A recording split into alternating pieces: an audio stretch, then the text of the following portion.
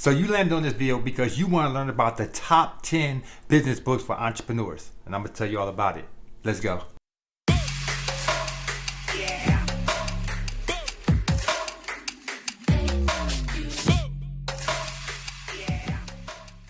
Hey, how you doing? My name is Kawan Money Mayo, successful online entrepreneur, six-figure earner, top affiliate in multiple companies. And today we're going to get into the top 10 business books for entrepreneurs. But before we do so, you know I always give away $100 to one lucky person that can find three things that changed in my video. And we're not going to disappoint. So before we get into it, and before we do this again, let's congratulate our last lucky winner, Heather. That's right, Heather. Congratulations on finding the three things that was in my last video. And hey guys, we got it up for grabs again. So all you got to do is find the three things that changed in this video. You got to stick to the end to find it. It could be anything, okay? So keep your eyes open, pay close attention, because the first person to put the three things in the comment section will win $100. And I'm gonna send it to you instantly via Cash App, Zelle, Bitcoin, you name it, you got it. Hey, just send me your Cash App and I got you, okay? All right, so let's go ahead and dive right in. So you'd be surprised to know that one of the richest men in the world, or the richest man, Elon Musk, actually read books 10 hours a day. 10 hours. Literally 10 hours a day, Elon Musk used to read books. So success always leaves clues, right? So if you want to be successful, you do what successful people do. And they're not on Netflix all day or watching TV. They're reading, educating themselves, sharpening their brain and their mind. So we're going to get into Elon Musk's top 10 books for entrepreneurship. So we're going to be breaking down the top 10 books all the way down to the number one. Okay, so let's get right into it. So starting at number 10, we got Shoe Dog by Phil Knight. Now Phil Knight is actually the creator of Nike. Now Shoe Dog is about the journey of Phil Knight and what he did to create the company Nike. Y'all know Nike, right? It's literally just an honest autobiography about him talking about the early days of Nike. He even breaks it down to when he went all the way back to the beginning when he created the first Nike sole using rubber and a waffle iron. Yeah, waffle iron. So if you like the typical rag to riches story that took, decades for him to actually accomplish this, taking trips from US to China and, forging those relationships, doing what you need to do to get this off the ground, then this is definitely the book you want to check out. But number 9, we have The Affective Executive. This one's by Peter Drucker. Now, even though you might not be the owner of a Fortune 500 company, it's okay. This book is more about how to be effective as a business person. It really breaks down, how to manage your time correctly, how to prioritize what you're doing. And look, these are the things that's really key to being successful, because if you prioritize your time and manage it correctly, it can make all the difference in you being effective and efficient at your business. Most people are doing just enough to get by, just trying to figure it out as they go. And then what happens is life ends up passing you by, before you know it, you look at it like, wow, where did the time go? And you're not where you want to be at in life. You're upset. You might be even a little bit bitter. You're feeling like you missed out, and time to pass you up. And this book pretty much helps you to not be that person, but be the person that you should be, the best you that you possibly can. So I definitely recommend this book. Number 8, Meditations by Marcus Aurelius. Now this is pretty cool because you actually get to dive back into the past. This is one of the most powerful men in the world, and he wrote down his personal thoughts on how to become a better person. You see, one of the things I really love about reading is it gives you the ability to really dive in and look into things from a different perspective that you normally wouldn't be able to, So it makes you look at things from a whole different view, and to be able to even go into the past, sometimes even be able to go into the future. He even goes so far in the book to say that fame and fortune is not worth pursuing. I don't know if I agree with that. Talking about things like nothing is inherently good or bad, only your reaction to it. I let that sink in. And between stimulus and response, there's actually a space. And that space allows you to make decisions on how you react to things. And those reactions actually dictate whether you're happy or sad throughout your life. Now let that sink in. That brings me back to the power in your thoughts and your words. Things that you say today can actually affect you later on in the future. It really does. Or when you let negative energy harbor within your brain, then a lot of times that same negative energy that you put within your brain manifests out into the world. And this is the reason why you always want to keep your thoughts pure. And yeah, I really just love this book. So if you're one of those people that struggle with your emotions, and this is definitely the book for you. All right, number 7, The 4-Hour Work Week. Now, the thing I like about this book is it pretty much dictates the way I live my life. And what I mean by that is it pretty much says, hey man, if you put in the work, then you're gonna find success, right? Pretty much, you put in the work, you're gonna get what you expect out of it. And I've always said that. Basically, hard work always pays off. You never heard the opposite. Oh, hard work makes you a loser. Hard work doesn't pay off. Hard work makes you broke. you always heard the opposite. And even though this book's a little old now, I mean, the one thing that does great is it teaches you about how to delegate things. Basically, how to delegate businesses and services and things to other people that maybe you don't want to do. So now you can delegate these services to someone else, like a virtual assistant, you know, or someone to answer your phones and do callbacks, so forth and so on. And it really breaks it down the ways that you could become the best you. That way you ain't sitting in front of your computer for, 8, 9, 10, 20 hours a day, trying to make something happen, but versus you're sitting there for maybe 4 hours a day, and then the rest of the work can get delegated out to others. Number 6 is the 7 habits of highly effective people. This book is about basically the habits of highly successful people. And it counts down to 7 habits that those people commonly share. Be proactive, begin with the end in mind, put first things first, think win-win, seek first to understand, then to be understood, synergize, and sharpen the saw. Now, we're not gonna break all that down, but look, if you're looking to be more effective and efficient in your own life, and you wanna get things done in a timely manner and the best way possible, then this book can definitely be for you. Number 5 is called The Hard Things About Hard Things. This is a book by Ben Horowitz. Now, this book actually goes into like the dark side of being a CEO, the horror stories of, owning the business and being the boss. Everything that goes into it, all the stress that goes into, creating a profitable business. I mean, very, very detailed. This is actually a book that'll have you second guessing being a billionaire. I mean, due to the fact that being a billionaire actually comes with a ton of stress. It's not like being a millionaire, and it's definitely not like being a six-figure earner.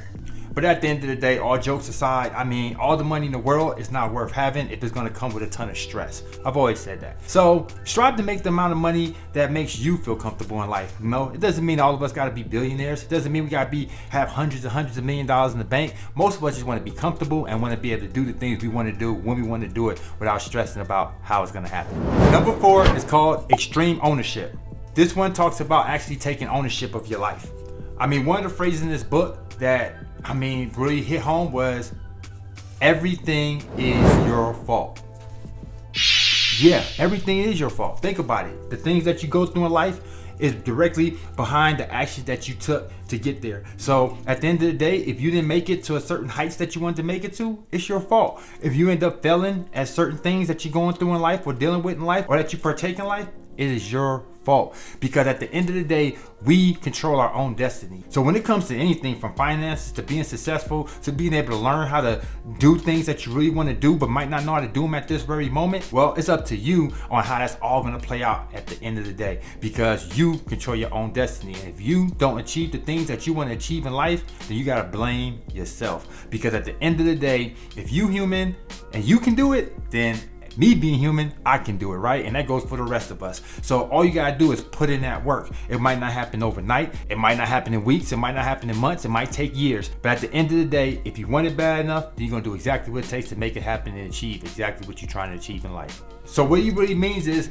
you have to take responsibility for your life. Wherever you at in life, you have to own it. You have to take responsibility. If you ain't financially where you want to be at, are you taking the time to recraft your business? Are you watching more Netflix than you're watching motivational business type videos? Or are you the type that you're making excuses for yourself? You're blaming the world on why you're not where you want to be at. It's everyone else's fault why you're not as successful as you should be, so forth and so on. And this book really hits home because it makes you question all that. Alright, book number 3 is actually called Influence by Robert Cialdini. Now, this book is definitely for anybody that's in sales. If you're in sales, this is the book for you. Hands down. I mean, sales is the heart of every business. So if you can sell, you're never going to be broke. And that's why it's so important to master that craft. So many people cringe at sales, not realizing that sales is the number one way to make money. Again, if you can sell, you're never going broke. So the nice thing about Influence is like one of the number one books when it comes to human psychology and persuasion. And what I mean by that is like, it's related to like your buying decisions, how to influence people, get them to do what you want them to do and make the moves that they're going to make and have them think it was actually their idea on why they made those certain moves, I mean, again, phenomenal book. I've been using these same tactics all throughout my history in marketing, and it works like a charm. All right, so now let's get into number 2. And hey, number 2 is another great one. This one is How to Win Friends and Influence People by Dale Carnegie. Now, this book made me realize right off the bat that all humans are not all logical.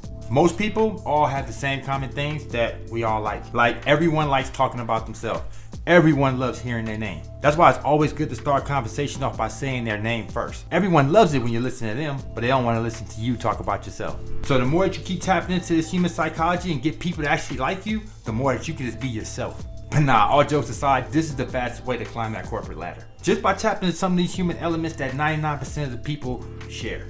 So just learning some of these psychological techniques can definitely give you a leg up over your competition and everyone else that don't know these things. And knowing these things can have 99% of the people that's out there actually tune in. And remember, in the world of marketing and network marketing, your network is your net worth. And at the end of the day, people do business with people they like, know, love, and trust, and inspire to be like. Nothing more, nothing less. So the more you can tap into that and get people to actually look at you in that way, you're gonna win. All right, so before we get into this last book, I need you to do me a favor. Smash that subscribe button if you haven't already done so. Don't forget, also hit the bell. That way you get notified when I do this video and you don't miss out on the $100 giveaway. And you're like, oh my God, what happened? What did he do? I didn't get notified. Well, hit the bell, you'll get notified, and that way you won't miss out, all right, so let's get into our #1 book. Okay, so this book is by a multi-billionaire by the name of, I believe, John Doerr. Yeah, and this brings us to #1, Measure What Matters. Now, John Doerr is a billionaire that actually invests in some of the biggest companies that you've ever heard of. Now, in this book, he goes over a system that helps you track your own life as well as track your businesses. And they do this in a way by using something called OKR. Now, OKR stands for Objectives and Key Results.